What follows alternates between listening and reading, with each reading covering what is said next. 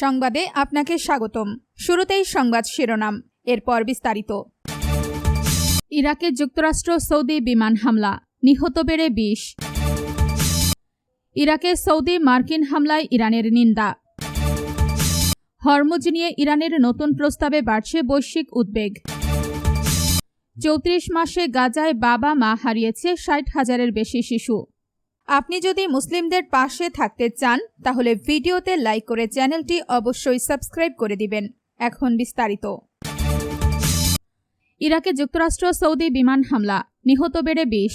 ইরাকের অন্তত 7টি প্রদেশে যুক্তরাষ্ট্র ও সৌদি আরবের যৌথ বিমান হামলায় শিয়া মিলিশিয়া জোট পপুলার মোবিলাইজেশন ফোর্সেসের 20 জন যোদ্ধা নিহত এবং আরও 32 জন আহত হয়েছেন। বুধবার 29 জুলাই কাতার ভিত্তিক সংবাদ মাধ্যম আল জাজিরা এক প্রতিবেদনে এ তথ্য জানায়। প্রতিবেদনে জানানো হয়, বাগদাদ, ওয়াসিদ, নিনাওয়া, বসরা, কিরকুক, কারবালা এবং দিয়ালার বিভিন্ন সামরিক অবস্থানে হামলা চালিয়েছে মার্কিন ও সৌদি যুদ্ধবিমান। রাষ্ট্রীয় সমর্থন পুষ্ট এই অর্ধসামরিক বাহিনীর পক্ষ থেকে বলা হয়েছে, ক্ষয়ক্ষতি ও হতাহতের এই সংখ্যা প্রাথমিক।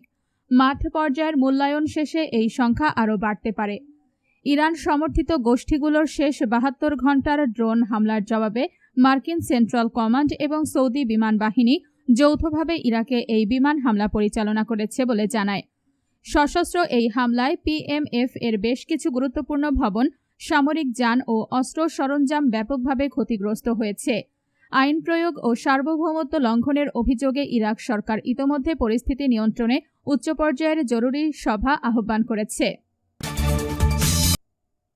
ইরাকে সৌদি মার্কিন হামলায় ইরানের নিন্দা। ইরাকের 7টি এলাকায় চালানো যুক্তরাষ্ট্র ও সৌদি আরবের হামলার নিন্দা জানিয়েছে ইরান।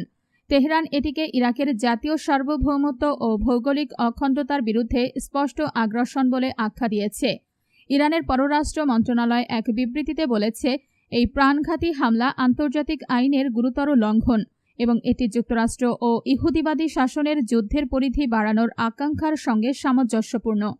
বিবৃতিতে আরও বলা হয়, এই আগ্রাসী হামলায় একদল সম্মানিত ইরাকি নাগরিক শহীদ হওয়ায় আমরা গভীর সমবেদনা জানাচ্ছি। একই সঙ্গে ইরাকের সরকার ও জনগণের প্রতি ইসলামী প্রজাতন্ত্র ইরানের পূর্ণ সমর্থন ও সংহতি পুনর্ব্যক্ত করছি। ইরান আরও অভিযোগ করেছে, যুদ্ধ উস্কে দেওয়া যুক্তরাষ্ট্র সরকার ও তাদের আঞ্চলিক মিত্ররাই এই অপরাধমূলক, অমানবিক ও উস্কানিমূলক কর্মকাণ্ডের বিপজ্জনক পরিণতির জন্য দায়ী থাকবে। হরমুজ নিয়ে ইরানের নতুন প্রস্তাবে বাড়ছে বৈশ্বিক উদ্বেগ। বিশ্বের অন্যতম গুরুত্বপূর্ণ পথ হরমুজ প্রণালীকে ঘিরে নতুন করে উত্তেজনা তৈরি হয়েছে। প্রণালীটির যৌথ তদারকির বিষয়ে ওমানের প্রস্তাব সরাসরি প্রত্যাখ্যান করেছে ইরান। একই সঙ্গে তেহরান নিজেদের একটি পাল্টা প্রস্তাব দিয়েছে। ইরানের উপপররাষ্ট্রমন্ত্রী কাজেম গারিবাবাদি জানিয়েছেন, ওমানের প্রস্তাবে তেহরানের নিরাপত্তা উদ্বেগ ও নিয়ন্ত্রণের দাবি যথেষ্ট গুরুত্ব পায়নি।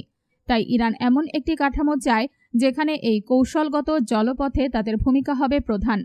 যদিও ওমান ও ইরান কোনো পক্ষই তাদের প্রস্তাবের বিস্তারিত প্রকাশ করেনি, তবে বিশ্লেষকদের মতে হরমুজের নিয়ন্ত্রণ নিয়ে মতপার্থক্য মধ্যপ্রাচ্যের ভূ রাজনীতিতে নতুন অনিশ্চয়তা তৈরি করতে পারে।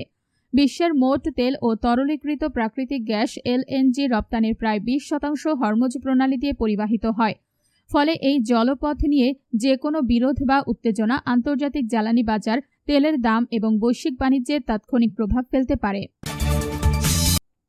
34 মাসে গাজায় বাবা মা হারিয়েছে 60,000-এর বেশি শিশু। ইসরায়েলের আগ্রাসন শুরু হওয়ার পর থেকে গাজা উপত্যকায় 60,000-এর বেশি শিশু অন্তত একজন অভিভাবককে হারিয়েছেন। দুঃখজনক এই তথ্য দিয়েছে গাজার স্বাস্থ্য মন্ত্রণালয়। তাদের এক প্রতিবেদনে বলা হয়েছে, মোট 60,737 শিশু বাবা অথবা মাকে হারিয়েছে। এর মধ্যে 52,095 জন শিশু তাদের বাবাকে, 5,929 জন তাদের মাকে এবং 2,713 জন শিশু উভয় অভিভাবককেই হারিয়েছে। গাজার স্বাস্থ্য মন্ত্রণালয় জানিয়েছে, 2,276টি পরিবার, যাদের সদস্য সংখ্যা 8,858 জনের মতো, তাদের নাম গাজার সরকারি নথি থেকে সম্পূর্ণভাবে মুছে গেছে। মন্ত্রণালয়ের দাবি, 2023 সালের অক্টোবর থেকে চলমান ইসরায়েলি অভিযানে এখন পর্যন্ত 73,000-এর বেশি ফিলিস্তিনি নিহত হয়েছেন। প্রতিবেদনে বলা হয়েছে, অক্টোবরে একটি যুদ্ধবিরতি কার্যকর হওয়ার পরও গাজা জুড়ে ইসরায়েলি হামলা অব্যাহত রয়েছে। যুদ্ধবিরতি ঘোষণার পর থেকে এসব হামলায় 1,100 জনের বেশি মানুষ নিহত হয়েছেন।